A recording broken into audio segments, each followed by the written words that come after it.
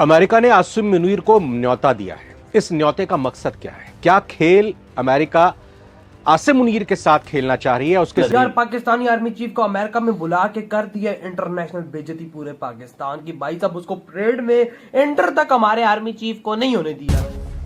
भारत पाकिस्तान के रिश्तों में दिन पर दिन नया मोड़ आता जा रहा है। भारत पाकिस्तान के बीच मध्यस्थता कराने वाले अमेरिका के राष्ट्रपति डोनाल्ड ट्रंप कभी भारत की ओर नरम रुख अपनाते हैं तो कभी पाकिस्तान के लिए। पाकिस्तान आज टीवी पर टकटकी लगाए हुए अपने जनरल को अमेरिका के आर्मी डे की परेड में देखने के लिए बैठा हुआ है। पाकिस्तान का जिहादी जनरल आसिम मुनीर आज वॉशिंगटन डीसी के अपने होटल के कमरे के बाहर नहीं। के आर्मी चीफ के बारे में ये खबर आई थी कि पाकिस्तान के आर्मी चीफ को अमेरिका में आर्मी की रेजिंग डे के 250वें मौके पर चीफ गेस्ट बुलाया गया। व्हाइट हाउस ने इस खबर को सिरे से नकार दिया। ऐसे में अब ट्रंप ने एक बार फिर पलटी मारी है। बता दें कि पाकिस्तान के army general Asim Munir America की यात्रा पर जाएंगे। पाकिस्तान के सेना प्रमुख जनरल आसिम मुनीर 12 जून को वॉशिंगटन डीसी पहुंचेंगे। कि अचानक डोनाल्ड ट्रंप का और अमेरिका का ये पाकिस्तान प्रेम क्यों जाग गया? मैंने द चाणक्य डायलॉग्स पे इसको थोड़ा बहुत एड्रेस करने की कोशिश करी है, टेलीविजन पे भी एड्रेस करने की कोशिश करी है, लेकिन मैं ये चाहता हूं कि आज मैं थोड़ा सा तफसील से आपको बताऊं, डिटेल में आपको। बेइज्जत कर दी अमेरिका ने। अमेरिका ने भाई साहब भारत को कहा कि हम आपसे दुश्मनी ले नहीं सकते, इनको तो भाई साहब हम कभी भी बेइज्जत कर सकते हैं। गोरे होते हैं, ये पीठ पीछे वार करते हैं बंदे के। देख कैसा वार किया, देखो ना यार, बेइज्जत करने का तरीका है ना यार। वो भी आपकी बात सही है, लेकिन एक बात है ना कि भाई साहब इस टाइम भारत की ताकत इतनी है, अमेरिका अगर भारत से पंगा ले रहा था तो अमेरिका को नुकसान कितना हो रहा था। बिल्कुल, उसको लगता है कि अक्ल आ गई है इस टाइम के भाई साहब भारत से पंगा ना लो। तो पाकिस्तान भिखारी देश एक कठपुतली है और इसको जो मन चाहे वो देश आकर नचा के चल जाता है अपने इशारों पर। ज्यादातर तो इसको चाइना ही नचाता है, लेकिन अब अमेरिका भी इसको बहुत अच्छी तरीके से यूज कर रहा है। सिंदूर ऑपरेशन के बाद भारत और पाकिस्तान के बीच जंग चालू हो गया था तो पाकिस्तानी के ऊपर बहुत सारे बम गिरे। तब पाकिस्तानी अमेरिका के जाकर गोड़ पर गिरा और गिराने लगा कि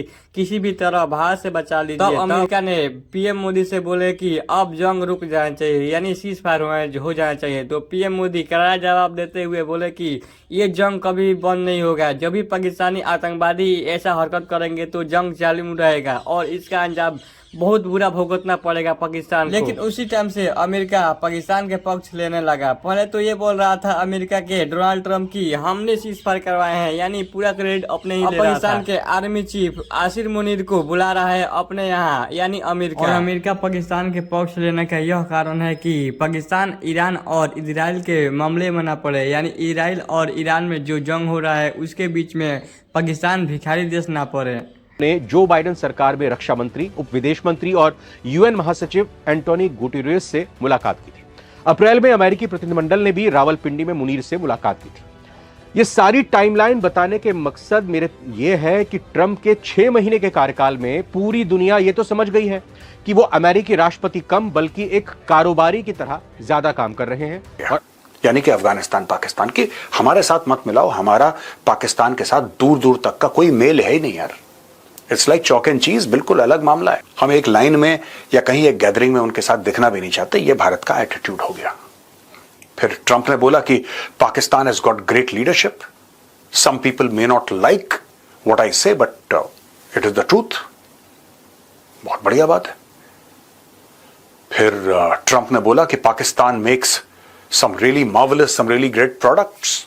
इससे पाकिस्तानी खुद कंफ्यूज होगा कि हम ऐसा क्या बनाते हैं भाई जिसकी ट्रंप तारीफ कर रहा है। लेकिन जो पुराने चावल हैं पाकिस्तान में ना दोस्तों, जो पुराने चावल हैं उनको पता है, वो बेचारे बोल नहीं पा रहे।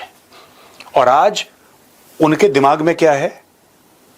भारत के प्राइम मिनिस्टर, भारत के एनएसए, भारत के एक्सटर्नल अफेयर्स मिनिस्टर के दिमाग में क्या है, ये मैं आपको आज बता रहा हूं। एज ऑफ नाउ है ये कॉन्फ्लिक्ट बिल्कुल सही है, पर क्या ये इजराइल इसको रिटेलिएट करता है या दूसरी चीजें हैं? मैं इसकी लीगल एनालिसिस, क्योंकि इसको इजराइल ने एक वर्ड यूज किया है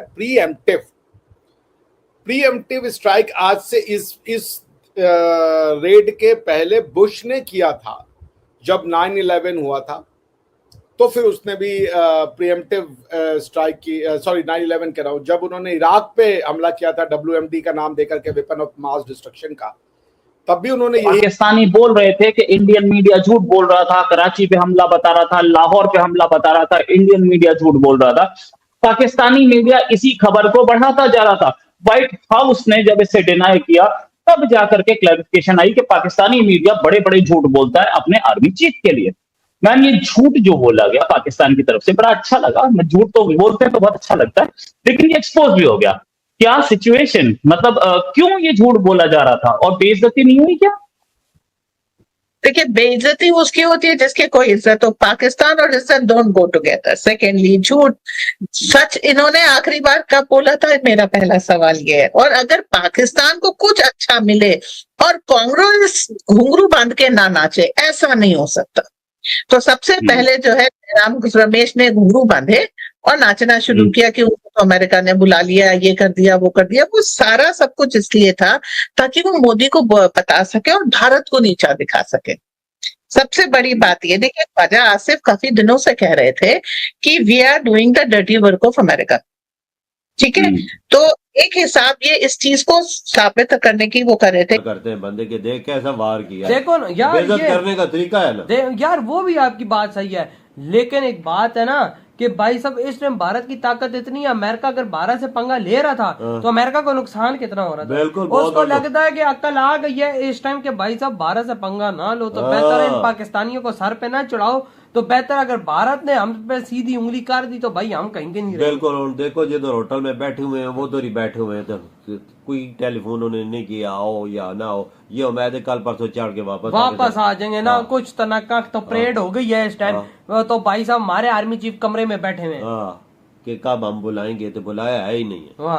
और भाई अब इधर हमारा मीडिया इतना उछल रहा था, 10 दिन से यही उछल बहुत थी कि बुला लिया परेड पे, चीफ गेस्ट होंगे तो बड़ी हमारी थप्पड़े पड़ गई हमको। तो भाई मतलब कि कोई बेइज्जत होना सीखता है तो पाकिस्तानियों को देखे भाई कि बेइज्जत होते कैसे हैं। बिल्कुल, मतलब हम जैसा बेइज्जती इस दुनिया में किसी की नहीं होती। वाकया यार, आपके क्या थॉट है भाई साहब? जो आज सुबह सुबह इंटरनेशनल बेइज्जती हो गई हमारी, इतनी बुरा तुम करते हो। इसराइल से उठते हैं ईरान की जानिब और वो निशाना बनाते हैं मिलिट्री बेसिस को, न्यूक्लियर साइट्स को, और वो कामयाब हो जाते हैं। अगर हम इसराइल के मोसाद एजेंसीज की बात करें तो भाई ये एजेंसी बड़ी स्मार्टली जो है ईरान के अंदर उनके गली मोहल्ले कोचों में काम करती हुई दिखाई दे रही है। और इस एयर स्ट्राइक के अंदर ईरान के मिलिट्री चीफ मारे जाते हैं और 6 न्यूक्लियर साइंटिस्ट को भी मारा जाता है। नेतन्याहू बयान देते हैं कि हमने इस वजह से किया क्योंकि कुछ ही महीनों में ईरान न्यूक्लियर पावर बनने जा रहा होता। अगर ईरान के पास एटम बम आ जाता है तो इसराइल के साथ साथ पूरी दुनिया के लिए बहुत बड़ा खतरा है। पाकिस्तान इस्लामिक मुल्क है और ईरान का जो है पड़ोसी भी है। इंडिया जो है पाकिस्तान का पड़ोसी है और नेतन्याहू का बेस्ट फ्रेंड है। तो ये पॉलिटिकली अगर देखा जाए तो इस खित्ते के अंदर किस तरह वॉर जैसी सूरत हाल हमें बनती हुई नजर आ रही है।